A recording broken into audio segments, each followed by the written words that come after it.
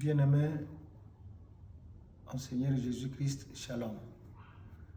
Comme d'habitude, aujourd'hui, nous allons parler dans le langage spirituel. Nous allons un peu parler sur le chiffre. Et le chiffre en question doit être tiré dans la bouche de Dieu lui-même. Nous sommes en Genèse, chapitre 2. La Bible déclare: Ainsi firent achevés les cieux et la terre, et toutes leurs armées.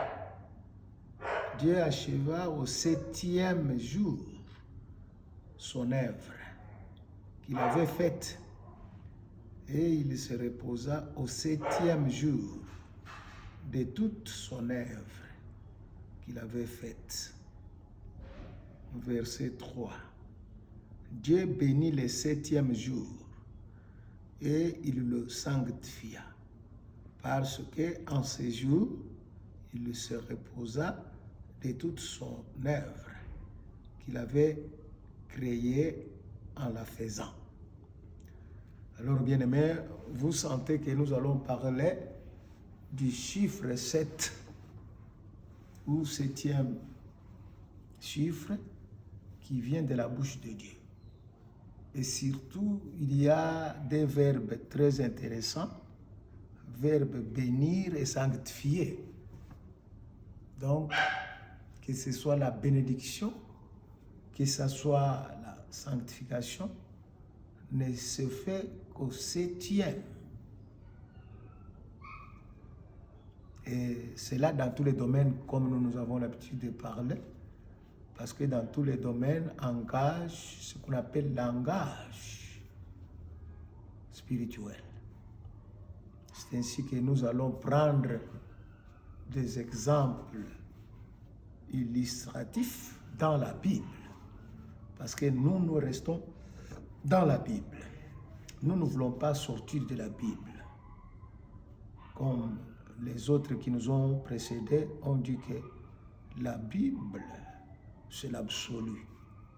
Et nous, le Saint-Esprit nous a révélé que la parole de Dieu, elle est prophético-créatrice. C'est-à-dire, au même moment que Dieu parle, la chose arrive. Nous allons voir par exemple,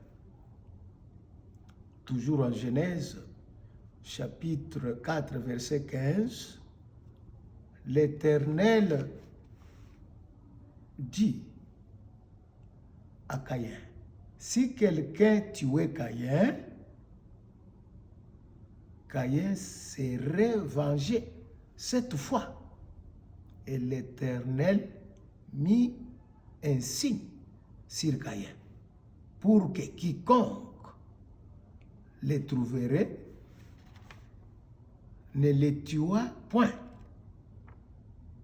Donc, vous voyez, l'Éternel, après avoir travaillé 6 jours et se reposer 7e, et il ne s'est pas seulement reposé, il a aussi béni et sanctifié. Donc, l'Éternel a mis l'importance, pour ne pas dire capitale, au chiffre 7.